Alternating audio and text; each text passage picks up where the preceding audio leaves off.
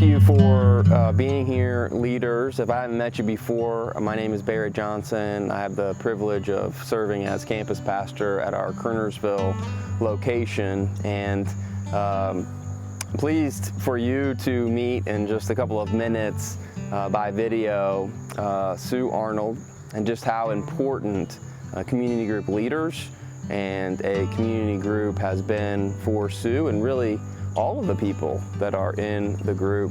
Important not only in general, but important specifically on one of the hardest days of Sue's life. I'm Susan Arnold.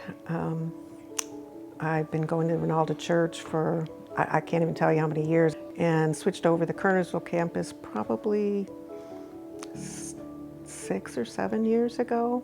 We hadn't found a small group yet, but I started going to the Awakenings group, which was really great.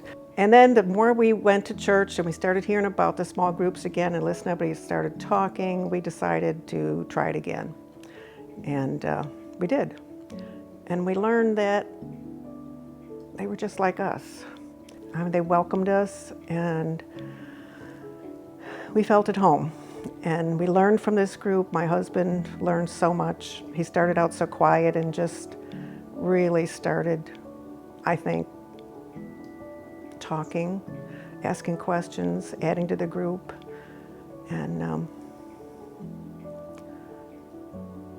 I don't know what I would have done without this group. Well, this group really came into my life as more than just friends, but family, when on February 2nd of last year, I came home and found that my husband had passed away. I came home before dark and I came in and he was already gone. It was a shock, to say the least. So the first person I called was my son-in-law, who lives next door. And he came running over, my daughter came over, my grandson came over. And it was hard because my son-in-law tried to revive him. My grandson pretty much went into shock. And I just sat with him and held him and started calling people. I think my daughter called this group. Am I correct, I think? And I don't know. I don't know so much that happened from there. I just remember not knowing what to do with myself. Everybody came, the police, the fire trucks. I mean, everybody came in the house and they tried to revive him and couldn't. And I just threw my arms up in the air and just started praying. And just praying for him and just asking the Holy Spirit to just be there with us. And it was, I'm gonna say, the most beautiful thing I have ever felt. And before that, I literally laid on the floor with him. Something I always said that, how could anybody do that? But I literally laid on the floor with him for probably an hour and just felt like the Holy Spirit in that room. I knew he was gone and that his spirit was with the Lord. I mean, there was just no doubt in my mind whatsoever. And it was awesome. As awful as it was awesome. It took a while for me to get back to church, but I had people calling me all the time. And the first time back to church, I didn't know if I could walk in because I always walked in with him. And there I was by myself, which is not something I was ever used to doing. And I got out at the car and I started walking, and there was Linda and Ann, and they were just waiting for me. So I could walk up there, and they walked me into church. And there was Barrett at the top of the hill. Poor Barrett, I must have cried on him. I must put more makeup on his shirt than and I have never felt so loved and so warmly accepted in my entire life. And they were always there until I could walk in by myself.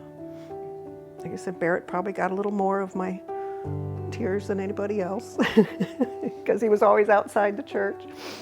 And that was okay because he's my pastor, but felt kind of like my son. And that was okay too. I needed that. And when I finally went back to a small group, it was my first time back, coming by myself. And I walked in and everybody was glad to see me, and I felt pretty good. And we chatted like we do, and we eat together, and we have, and it was all good.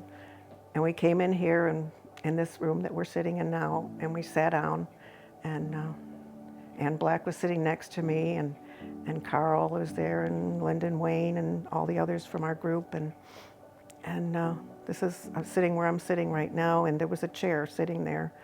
For some reason, I don't know why nobody sat in it, but that was Ernie's chair, and somehow, I don't even know why we brought it in, but there it was, this empty chair. And that's when I lost it.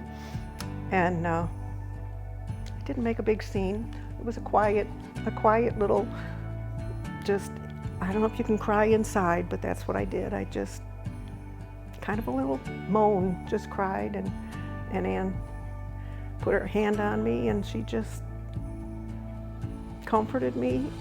Nobody said anything, and we went on with the group, and they let me have my moment. And this group has just been, I don't know what to say except that they're my family.